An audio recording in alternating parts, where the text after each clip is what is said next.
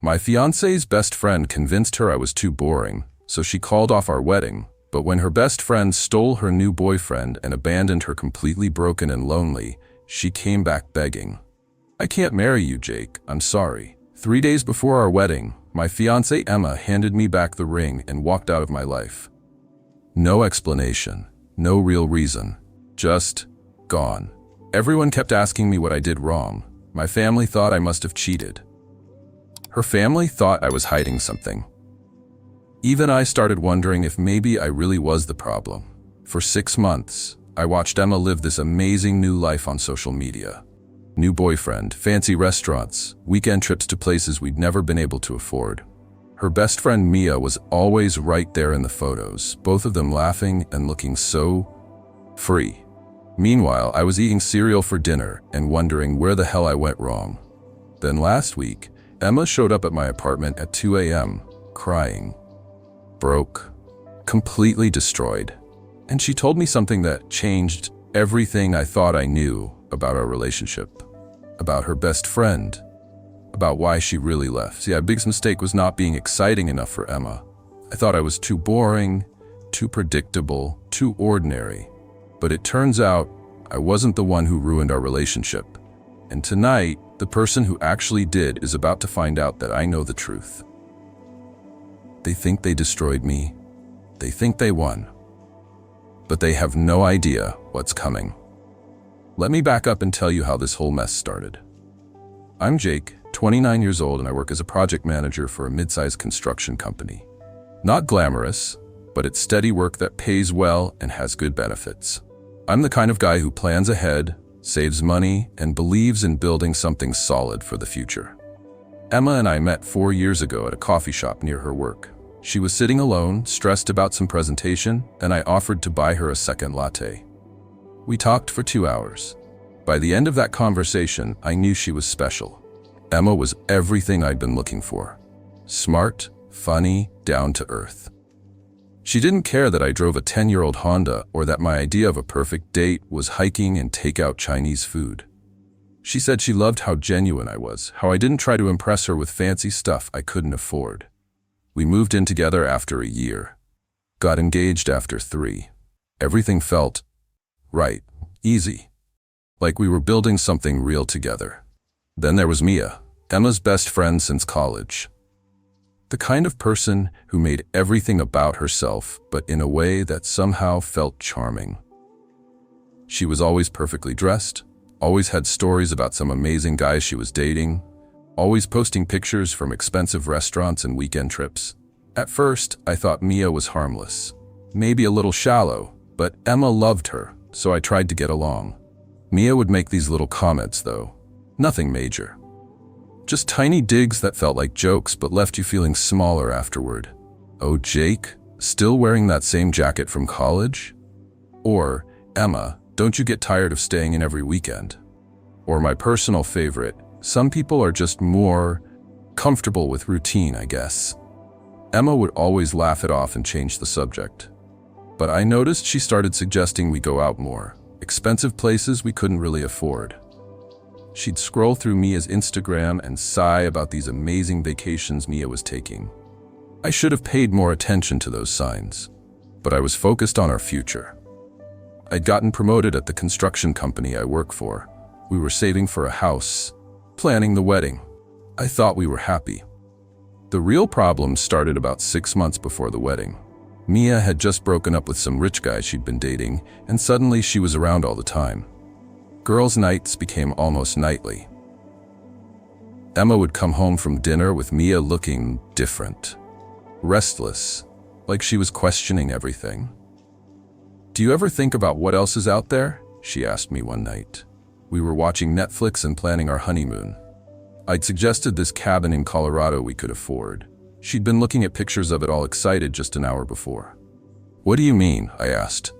"I don't know, just other experiences. Other places. Other." She trailed off. "Other what, Em?" "Nothing. Never mind. The cabin looks perfect." But something had shifted. These conversations started happening more often. Emma would ask if I ever felt like we were missing out on our 20s. if I ever wanted to travel the world instead of buying a house, if I thought we were moving too fast. Every time she'd end with, "But I love our life together," or "I'm just overthinking things." And I believed her. Because I loved her, and I wanted to trust that what we had was enough. I didn't know that every single one of those doubts was being planted and watered by her best friend. The same best friend who smiled to my face at every dinner, every party, every wedding planning session. The same best friend who was slowly, carefully convincing the woman I loved that I wasn't good enough for her. Looking back, I can see exactly how Mia did it. But at the time, I just thought Emma was having normal pre-wedding jitters. I had no idea that Mia was orchestrating the complete destruction of my relationship. The final blow came 3 days before our wedding. I was at the venue doing the final walkthrough with the coordinator when Emma called. Her voice sounded strange, distant. "Jake, can you come home? We need to talk." Those 5 words that every guy dreads hearing. I drove home with my stomach in knots, running through every possible scenario in my head. Cold feet, wedding stress, maybe she wanted to postpone. I never imagined what was actually waiting for me. Emma was sitting on our couch, still in her work clothes, staring at her engagement ring. Her eyes were red like she'd been crying, but she looked resolved, like she'd made some final decision. "Em, what's wrong? Talk to me." She looked up at me with this expression I'd never seen before. Almost like she was looking at a stranger. "I can't do this, Jake." "Can't do what? The wedding? We can postpone if you're stressed." "No." She slid the ring off her finger and set it on the coffee table between us. "I can't marry you. I can't do this life." The words hit me like a punch to the chest. "What are you talking about? What life? Our life. This whole thing, the house we're saving for, the suburb we'll move to. The same routine every day for the next 40 years. She stood up and started pacing. "Jake, I'm 26 years old, and I feel like I'm already dead." "Emma, where is this coming from? Yesterday you were excited about the honeymoon. Yesterday I was lying to myself." She spun around to face me. Mia helped me see what I was really doing. I'm settling. I'm giving up before I've even tried to live. Of course it was Mia. What exactly did Mia tell you? She didn't tell me anything I didn't already know deep down. Emma's voice was getting stronger, more convinced. She just helped me admit that I've been scared to want more. More what, Em? More than someone who loves you? More than a stable future? More than boring. The word came out like she'd been holding it back for months. More than predictable date nights and camping trips and settling for safe. I felt something break inside my chest. Is that really what you think of me? Of us? I think you're a good man, Jake. I think you'd make someone very happy. But I can't be that someone. She was crying now, but she didn't stop talking. Mia showed me pictures from her trip to Barcelona last month. All these successful, interesting people living these amazing lives. And I realized I don't even know who I am anymore. So you're throwing away 4 years because Mia went to Spain? I'm throwing away 4 years because I finally woke up. She grabbed her purse from the counter. I'm 26, Jake. I should be traveling, meeting new people, figuring out what I really want. Not planning mortgage payments and arguing about whether we can afford a nicer honeymoon. Where are you going? Mia's. She's going to help me figure some things out. Of course she was going to Mia's. The same Mia who'd probably been planning this conversation word by word. Emma, please, just think about this. Don't let her what? Care about my happiness? Emma was at the door now. Mia's the only person who's been honest with me about what I'm giving up. What about what you're throwing away? She turned back one last time. The look in her eyes was like she was already gone. Maybe that's the point, Jake. Maybe I need to throw it all away to find out who I really am. The door closed behind her with this soft click that somehow sounded louder than if she'd slammed it. I sat there, staring at the engagement ring on our coffee table. The ring I'd saved for 6 months to buy. The ring she'd cried happy tears over when I proposed. My phone started buzzing with calls from family, from the wedding coordinator, from our friends. Word was getting out fast that the wedding was off. But all I could think about was Emma's face when she said the word boring. The disgust in her voice. Like 4 years of love and partnership meant nothing because I wasn't exciting enough. I didn't call anyone back that night.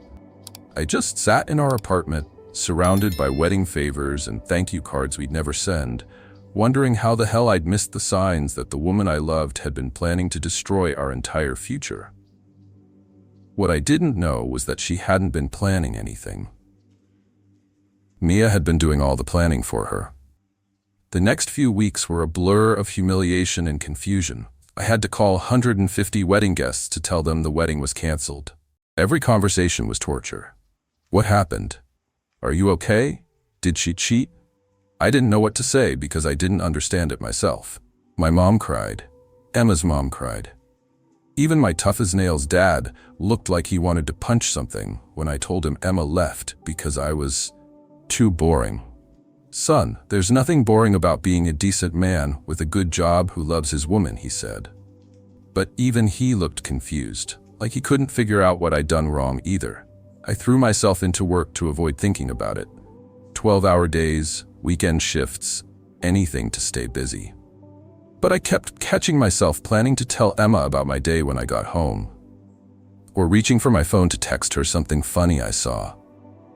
The hardest part was seeing her social media.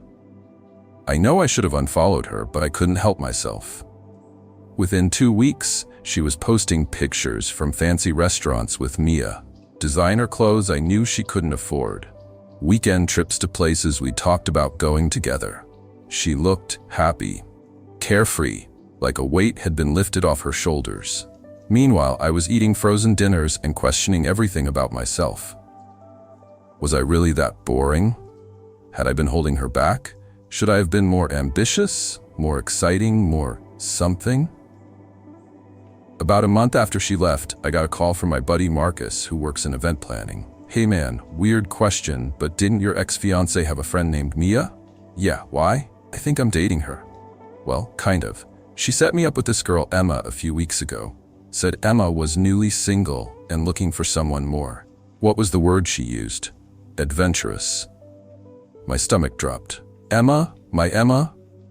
Yeah, that's her. Really pretty, works in marketing. Mia said she'd just gotten out of a long-term thing with some boring guy. He paused. Oh shit, that was you, wasn't it? I felt like I'd been punched. She set you up with Emma? Man, I'm sorry, I had no idea. But hey, maybe this is good for you to know. This Mia chick has been saying some weird stuff about Emma. Like she's obsessed with her or something. What kind of weird stuff? She keeps asking me detailed questions about my dates with Emma. What we talked about, how Emma seemed if Emma mentioned her ex. Marcus sounded uncomfortable. And yesterday she texted me this long message about how Emma's not really over you. Said Emma talks about you constantly and that I deserve someone who's fully available. Something cold settled in my stomach. She's trying to break you guys up. That's what I'm thinking. The whole thing feels off, like she set us up just to watch it fail. After I hung up, I sat in my truck for 20 minutes just staring at my phone. Why would Mia set Emma up with someone just to sabotage it? What was she getting out of destroying Emma's happiness? That night, I did something I hadn't done since Emma left. I really looked at Mia's social media. Not just the pictures Emma was in, but everything else. I scrolled back months, then years. And slowly a pattern started to emerge that made my blood run cold. In almost every photo where Mia was with Emma and me together, Mia was looking at me. Not at the camera, not at Emma, at me. At our housewarming party 2 years ago, there was Mia in the background of a group photo, staring at me while I had my arm around Emma. At Emma's birthday dinner last year, same thing. Even at our engagement party, I found a picture where Mia was watching me instead of celebrating with Emma. I'd been so focused on Emma, I'd never noticed that her best friend had been watching me the entire time. Once I saw those photos, everything clicked into place. But I needed proof. Real proof that would make Emma see what Mia had done to her. I started keeping a journal of everything I could remember, every weird comment Mia had made over the years. Every time she'd pushed Emma to go out when we had plans. every innocent question about our relationship. I remembered now how Mia would always volunteer to help Emma with wedding planning, then somehow every decision would get more complicated. "Are you sure about this venue? It's so traditional. Don't you think the dress is a little safe? You're young, you should go bolder." She'd been planting seeds of doubt for months, maybe years. But I needed more than memories. I needed evidence. I called Marcus back. "Hey, I need a favor. Can you save any texts Mia sends you about Emma? Screenshot them if you have to." "Already ahead of you, man. This girl's messages are getting crazy." He sent me 3 screenshots right there on the call. The texts were worse than I'd imagined. Mia was telling Marcus that Emma cried about me every night. That Emma said she made a mistake leaving me. That Emma wasn't ready for a real relationship because she was emotionally damaged from being with someone so boring for so long. She was systematically destroying Emma's relationship with Marcus the same way she destroyed ours. "There's more," Marcus said. "She's been asking me to take her places. Emma and I were supposed to go. Says Emma's too depressed to enjoy them, but she doesn't want the reservations to go to waste." The picture was getting clearer. Mia wasn't just sabotaging Emma's new relationship. She was positioning herself to be Emma's savior when it fell apart. I started doing research. Real detective work. I looked up every guy Mia had dated over the past few years. Found 3 of them on social media and sent careful messages asking about their experiences with her. 2 of them responded. Both had similar stories. Mia would love bomb them for a few weeks, then suddenly become critical and demanding. When they couldn't live up to her expectations, she'd disappear. One guy said she'd told him he was too simple for her sophisticated lifestyle. But the most interesting thing? Both relationships had ended right after Mia introduced them to other women. Women she claimed were perfect for them. Women she then convinced them weren't right for them after all. Mia had a pattern. She'd date guys who couldn't give her what she wanted, then sabotage those relationships by introducing them to other women. It was like she got off on controlling people's romantic lives. But with Emma and me, it was different.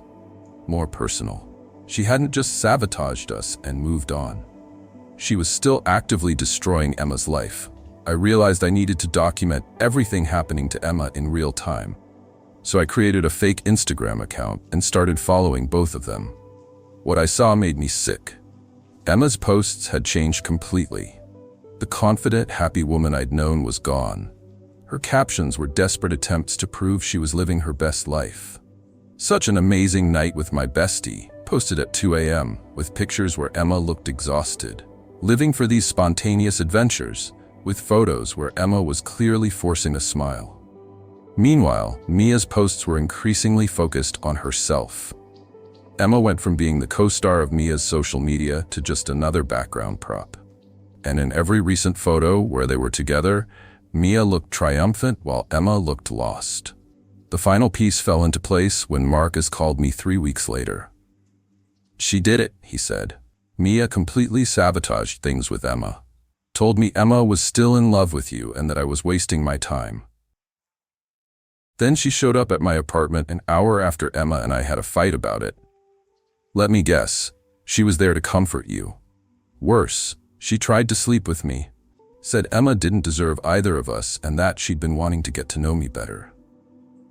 Marcus sounded disgusted. When I turned her down, she got pissed and said I'd regret choosing damaged goods over her. That's when I knew exactly what Mia's endgame was. She wasn't just destroying Emma's relationships for fun. She was collecting the men Emma cared about. First me, then Marcus, probably whoever came next. She wanted to be Emma. But since she couldn't, she was going to take everything Emma had and leave her with nothing. Well, 2 could play that game. I started making some calls. It was time for Mia to learn what real consequences looked like. 3 months later, I got the invitation I'd been waiting for. Mia's engagement party. To some tech executive named David, she'd been dating for exactly 6 weeks. The invitation was posted all over her social media with captions about finding her king and upgrading to first class. Emma wasn't in any of the announcement photos. I RSVP'd yes through a mutual friend. Then I spent 2 weeks preparing the most important presentation of my life. The party was at some upscale rooftop bar downtown. The kind of place Mia loved because it looked good on Instagram. She'd invited about 50 people, including most of Emma's old friend group and several of her ex-boyfriends. I arrived fashionably late, dressed in the best suit I owned. Mia spotted me immediately. I could see the confusion flash across her face as I walked in. She hadn't expected me to show up. "Jake." She rushed over with this fake bright smile. "What a surprise. I didn't think you'd come." "Wouldn't miss it," I said calmly. "Congratulations on finding your perfect match." She looked nervous but pleased with herself. "Thank you. David's amazing. He really gets my lifestyle, you know? My need for excitement. I'm sure he does." I glanced around the room. "Where's Emma? I thought she'd be here celebrating with her best friend." Mia's smile faltered just slightly. "Oh, Emma's going through a rough patch right now. She's not really in a party mood." "That's too bad. You two were so close." "We still are." The defense came out too quick. "I just think she needs some space to figure herself out. All that drama with Marcus really affected her."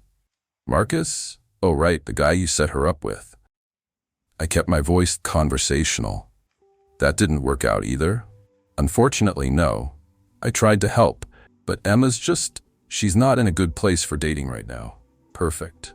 She was giving me everything I needed. About an hour into the party, after everyone had a few drinks, I approached the DJ. I'd prepared for this moment carefully. One of the benefits of working in construction is you learn how to command a room when necessary. "Excuse me, everyone," I called out, tapping my glass. The conversation died down as people turned to look at me. "I know I'm not part of the wedding party, but I wanted to say a few words about Mia." Mia looked panicked. She started walking toward me, probably to stop whatever was coming, but David put his hand on her arm to hold her back. He was smiling, thinking this was a sweet gesture from an old friend. "I've known Mia for about 4 years now," I continued. "And in that time, I've watched her become truly exceptional at something very specific." I pulled out my phone. "She's exceptional at destroying other people's relationships." The room went dead silent. Mia's face had gone white. "For example," I said, opening the first screenshot, "here's a text Mia said to my friend Marcus 3 weeks ago." Marcus was dating my ex-fiancée Emma at the time. Mia had introduced them. I read the text out loud.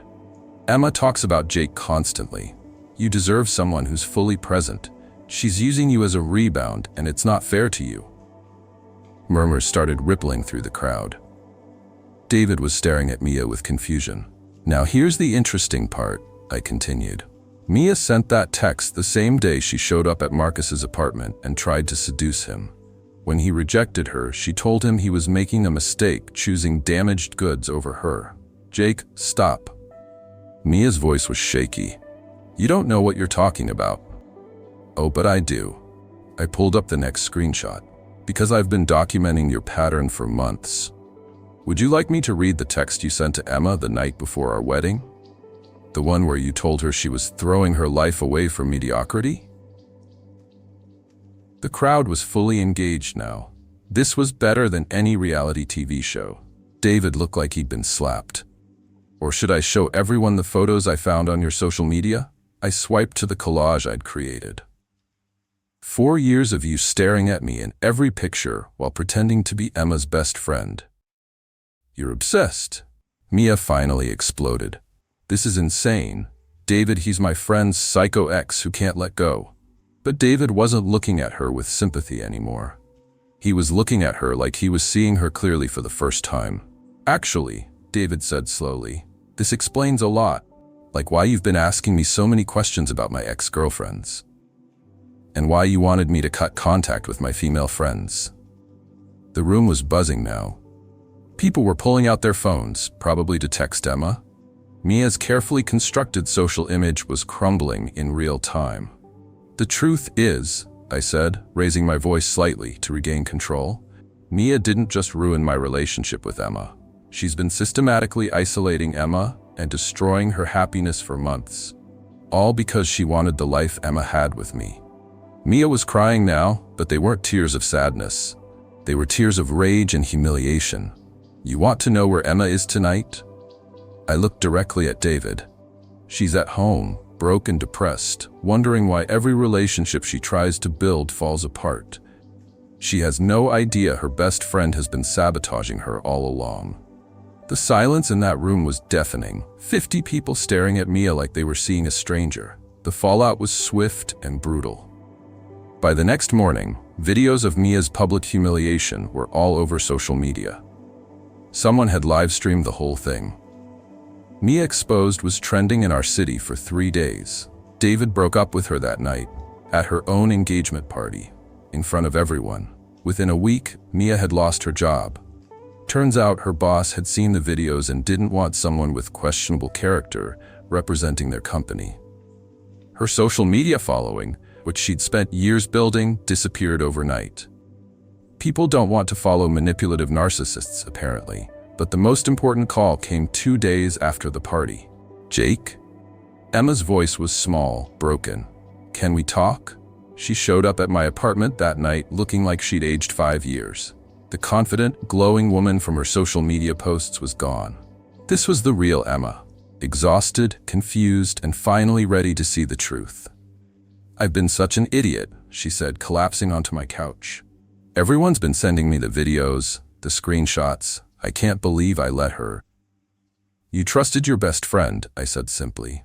"That's not being an idiot. That's being human." She cried for about an hour. Not pretty crying. The ugly, soul-deep kind of crying that comes when you realize you've been living a lie. "She told me you were boring," Emma said through her tears. "She made me feel like settling down with you meant giving up on my dreams. But the truth is, you were my dream. You were the best thing I had, and I threw it away because I was too stupid to see what she was doing." I listened. I didn't interrupt, didn't judge, didn't say, "I told you so." She needed to get it all out.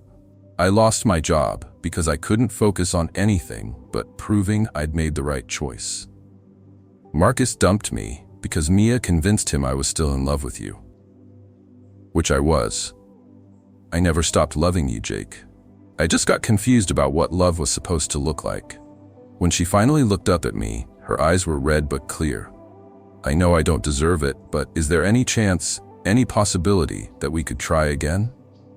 I'd been preparing for this question for months, wondering what I'd say, how I'd feel, whether forgiveness was even possible. "Emma," I said carefully, "I'm not the same person I was 6 months ago. What you did, what she convinced you to do, it changed me." Her face fell, but I continued, "Maybe that's not necessarily a bad thing. I've learned to value myself more, to recognize manipulation when I see it, to understand that real love doesn't make you question everything about yourself." "So what does that mean for us?" I looked at this woman I'd loved for 4 years. The woman who'd broken my heart because someone else told her to. The woman who'd lost everything chasing a fantasy. "It means we start over," I said. "Slowly, with therapy, with boundaries, with the understanding that trust, once broken, takes time to rebuild." For the first time in months, Emma smiled. A real smile. Not the fake Instagram smile she'd been wearing, but the smile I'd fallen in love with 4 years ago. But here's the twist nobody saw coming. 3 weeks after Emma and I started therapy together, I got a call from David, Mia's ex-fiancé. "Jake, you need to see this," he said. "I've been going through Mia's stuff that she left at my place, and I found something disturbing." He sent me photos of a notebook. Pages and pages of handwritten notes about Emma and me. Our schedules, our favorite restaurants, details about our fights, even copies of our text messages. But the most chilling page was titled Operation Upgrade. It was Mia's step-by-step plan to break us up and position herself as my rebound. She'd been planning this for over a year. The plan included everything she'd done. Planting seeds of doubt. Setting Emma up with Marcus, even sabotaging that relationship at the exact right moment to swoop in and comfort me when Emma came crawling back heartbroken. The only thing that hadn't gone according to plan? Me not falling for it. "There's more," David said. "She's been doing this to multiple couples. I found a whole folder of other people she's targeted, This isn't just about you and Emma. This is what she does. I showed Emma the notebook that night. We sat in stunned silence as we realized how calculated every moment had been. How Mia had orchestrated not just our breakup, but Emma's entire emotional breakdown. "We should report this to the police," Emma said. "This is stalking. This is harassment." We did. And when the detective saw the notebook, plus all the evidence I'd already collected, he said it was one of the most comprehensive cases of psychological manipulation he'd ever seen. Last week, Mia was charged with stalking and harassment. Turns out, 3 other couples came forward with similar stories after our case became public. She didn't just destroy our relationship. She's been destroying relationships for years. But her career as a professional homewrecker is officially over. Have you ever had a friend who turned out to be your worst enemy? Tell me in the comments. I read every one. If this story opened your eyes about toxic people in your life, please like, subscribe, and share. A new story drops tomorrow.